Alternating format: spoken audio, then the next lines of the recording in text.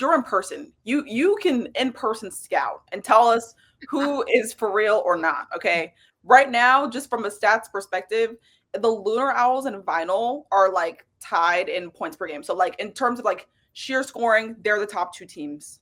And then of course they're undefeated. Not the Laces?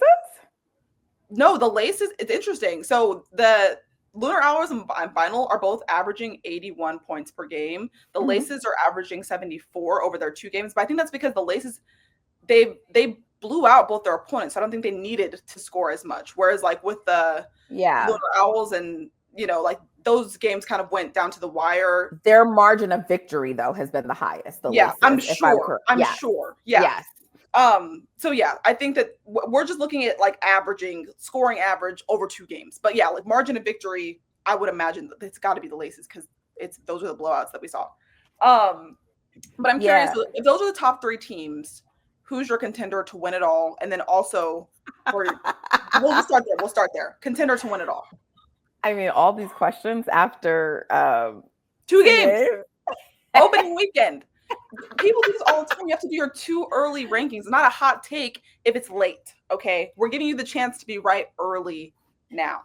I know. I'm still contemplating whether I should do like power rankings for Unrivaled. I was curious to see what other people were gonna do, and people definitely did them. People did rank, and people ranked the Laces very low, which I was surprised to see. I saw a lot of people. I'm like, the Laces have 3-on-3 Olympians, 3 of them that I'm aware of. Olympic gold medalist Jackie Young hasn't even played you and they look crazy. You haven't answered the question yet. I'll give mine. Okay, I'll go. Oh, go ahead.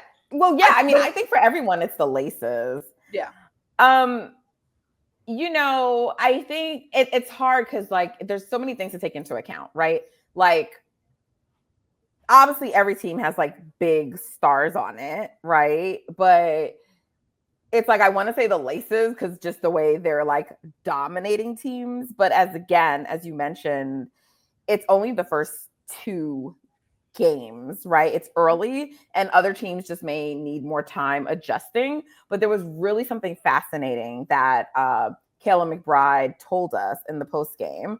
I was asking her about why she thinks their team has like so much chemistry like so soon.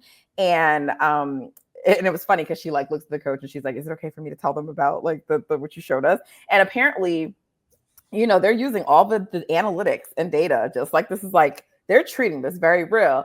And so he had like a video or documentation, however they did like their analytics, but it basically showed that them, like this unit, these players, that they've played like more minutes together than like, I forget how many more minutes it was, but more than like the others. So they actually have like an advantage because like they've just played more together. Like which through the Olympics and through their time in the W, or what do you I guess. I mean, I would have to get more details because like I didn't have a chance to ask a follow-up, but it was just like really fascinating that they had data that showed like, and I don't know that it's like as a whole unit, but it might be 2 players who play together, like on a team and then whatever. So I don't know how the formula or the data was like put together, but apparently pieces of them have had like a lot of time together on the court.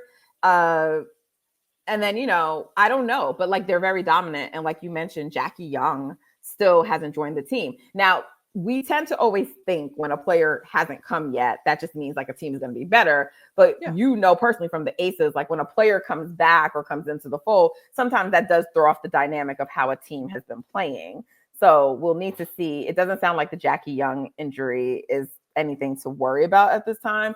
So I hope we do get to see her on the Unrivaled court soon. But the Laces have just been so dominant. The Laces' best player, I mean, Callie McBride has been their top scorer and she's looked incredible. Like I would say this 3-on-3 league is like built for her. Like she's looking amazing. I think she's the second leading scorer over two games so far. Yep. But Alyssa Thomas probably is still viewed as the best player on that team. Obviously, she's creating and setting everybody up.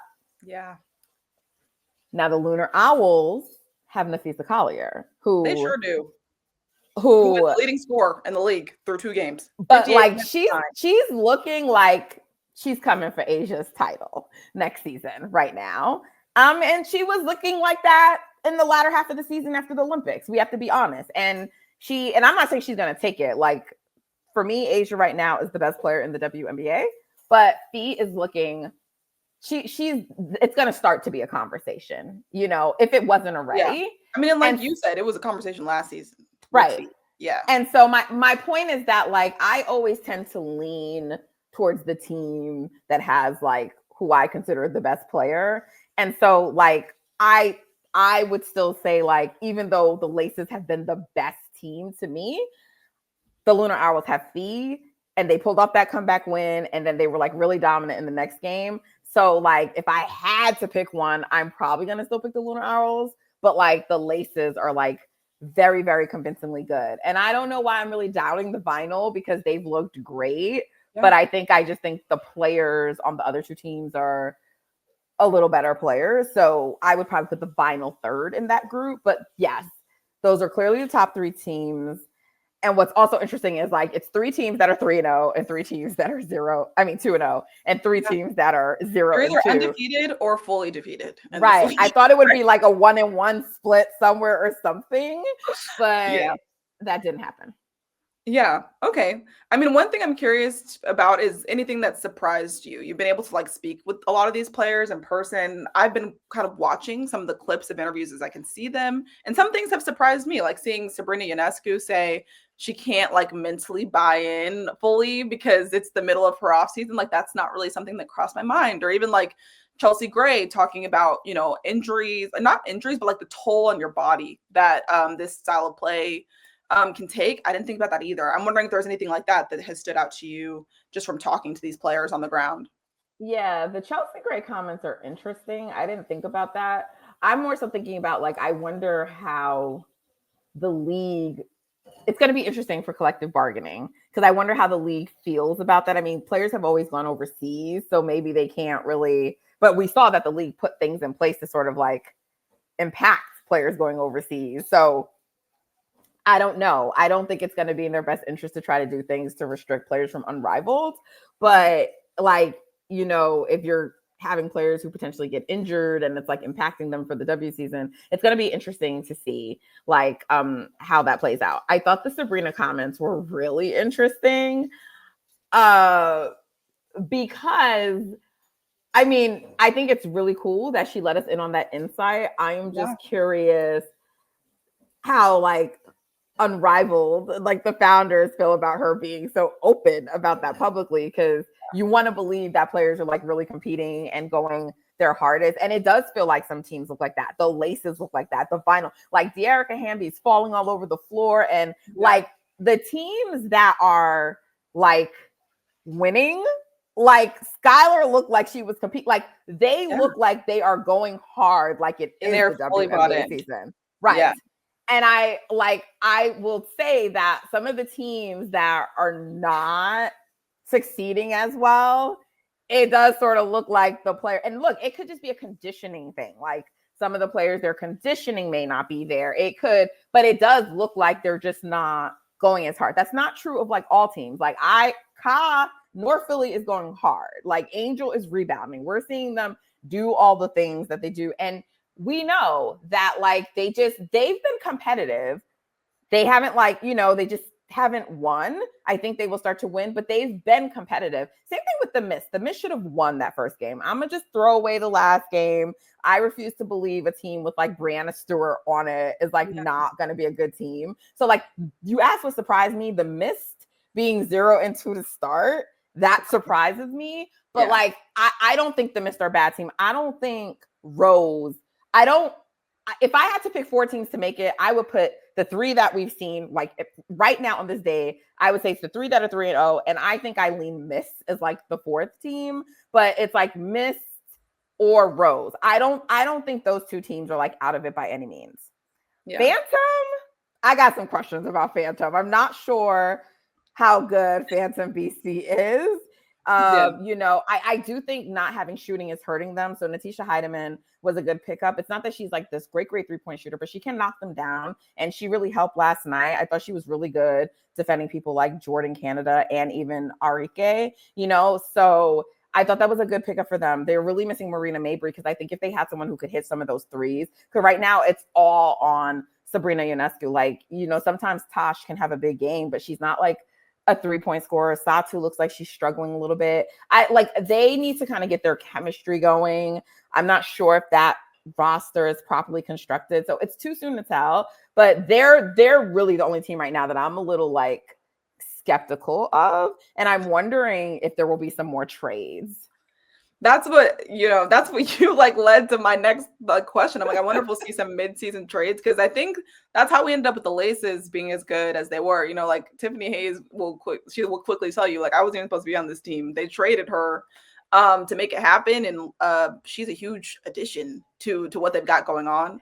So you bring up Tip and you asked something interesting. I've heard from Prayers. She told me something interesting because I asked her about the one-on-one competition, and she was like, oh, like, because it's very unclear right now. Like, some players are saying, well, we all got to do it. Because I remember, like, when I first asked Brittany Griner, she was like, oh, I don't think I'm doing that. But then some people are saying, like, everyone has to do it, and you know, and then like people are debating like who has like the advantage, the post or the guards. I obviously think it's the guards.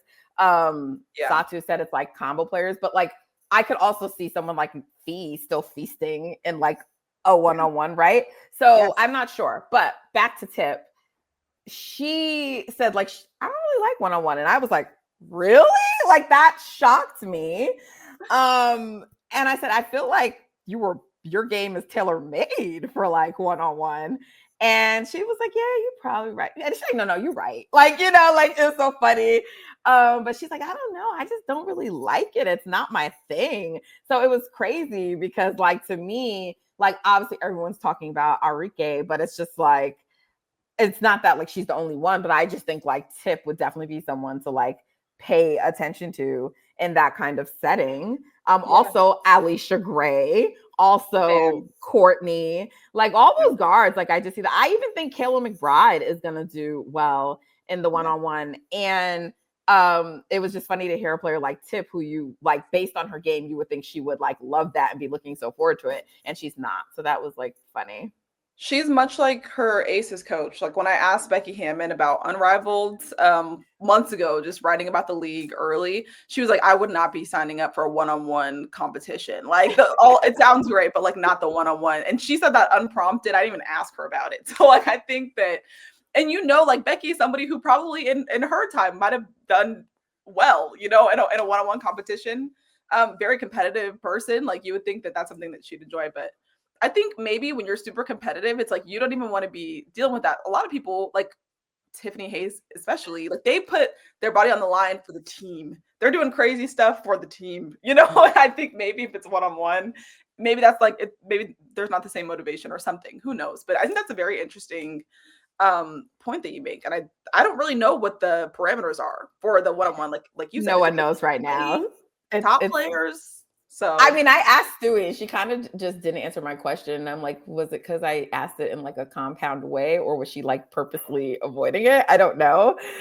She just talks about how it was like great and the prize money and the fact that you get to win money for your teammates and like why they decided to like add it. But I was like, can you tell us like who's going to be in it? Like, what are the, like, I didn't get that part of the question answered. So, more to follow up on there.